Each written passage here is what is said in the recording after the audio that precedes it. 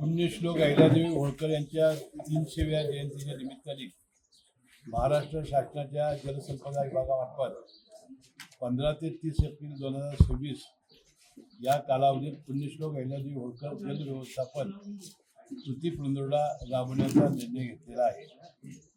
मुख्यमंत्री सन्माननीय देवेंद्र फडणवीस साहेब, उपमुख्यमंत्री एकनाथ शिंदे साहेब, उपमुख्यमंत्री सुनेत्रा पवार वहिनी यांच्या हस्ते गोदा ते नर्मदा जलयात्रा, जलसंवर्धन, पाणी नियोजन कार्यशाळा आणि जनजागृती मोहीम राबवून जलसमृद्ध महाराष्ट्राचा संकल्प केला जात आहे।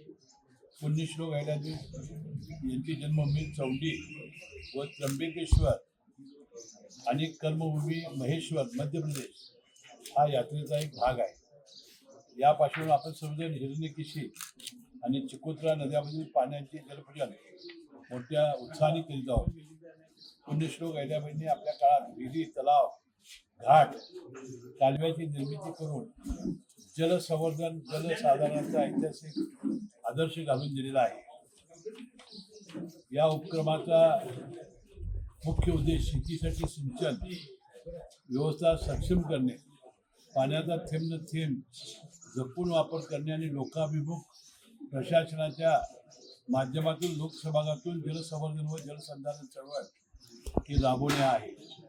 पुण्यश्लोक अहिल्यादेवी होळकरांच्या जलव्यवस्थापन वारसा पुढे नेणे, शाश्वत पाणी नियोजन आणि जलसंवर्धन, जनजागृती बातम्या करण्यासह हा पंधरवडा अहिल्यादेवी आदर्श जलव्यवस्थापनाची आठवण करून देणारा आणि पाणी वाढवण्याचा संदेश देणारा उपक्रम आहे।